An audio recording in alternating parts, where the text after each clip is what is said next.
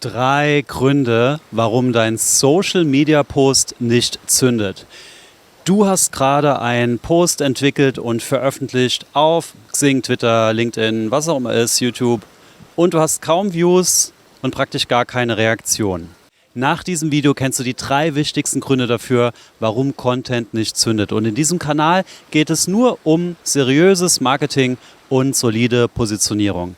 Der erste Grund ist, du hast eine Lösung vorgeschlagen. Hast du zum Beispiel einem Freund mal einen Rat gegeben und der hat dann negativ reagiert?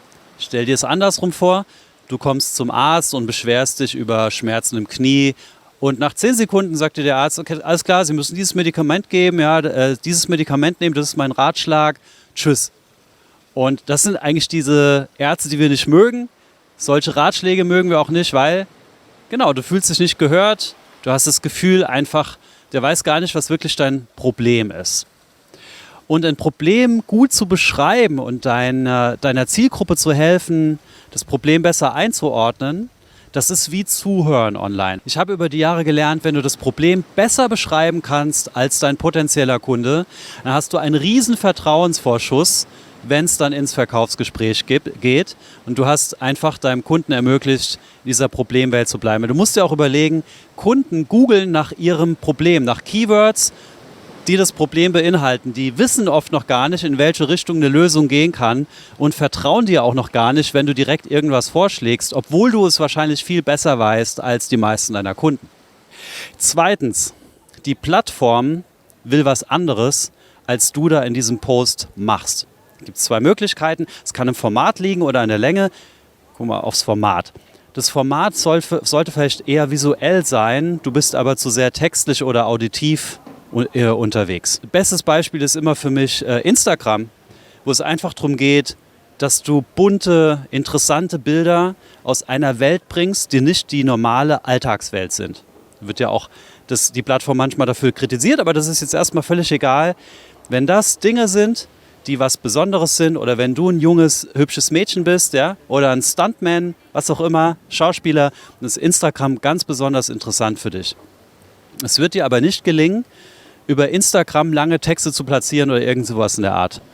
Das wird zum Beispiel oft in LinkedIn falsch gemacht, wo manche Menschen dann versuchen, schöne Bilder von sich selber, weil sie ein schöner Mensch sind, ja, zu präsentieren.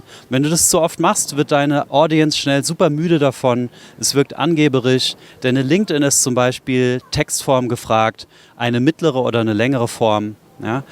Die Länge von dem Ganzen, auch bei Videos, in YouTube 8 Minuten vielleicht. Wenn du ein außergewöhnlich gutes Video hast, dann ist es vielleicht sogar eine Stunde lang.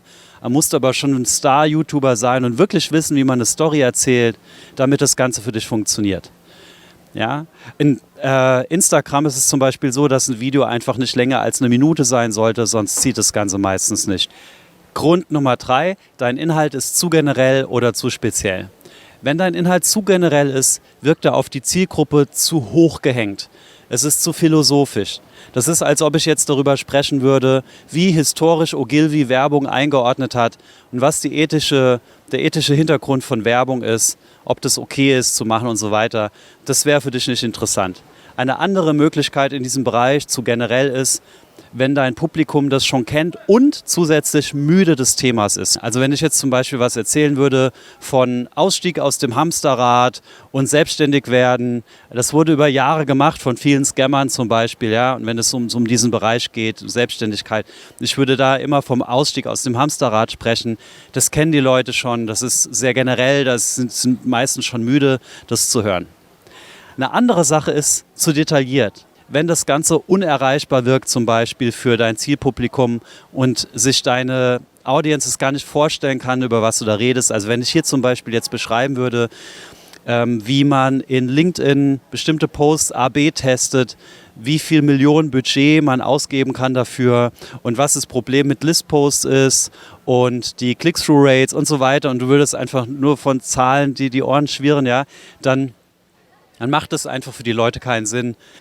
Ich möchte noch einen 4. Grund dir geben als Bonus und hier ist oft das Problem, dein derzeitiges Netzwerk, also deine existierenden Kontakte, entspricht gar nicht deiner gewollten, gewünschten Lieblingszielgruppe. Historisch ergibt sich das daraus meistens, dass du viele Kollegen in deinem Netzwerk hast von früher, die noch aus der Arztpraxis sind oder aus PR oder was auch immer.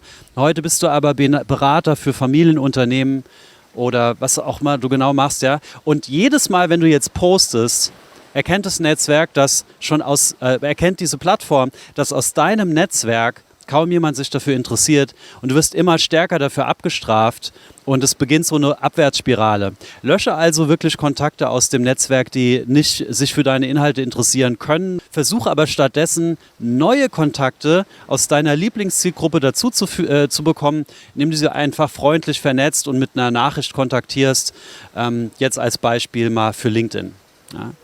Und wenn dich dieses Thema generell interessiert, dann schau dir doch mal unser freies PDF an, Geldverbrennungsmaschine Marketing, wo wir einfach mal alles zusammengestellt haben, was du getrost weglassen kannst im Marketing und auch ein paar Dinge nennen, wo es eigentlich Agenturen lieber wäre, wenn man nicht darüber sprechen würde, weil man damit gutes Geld verdient.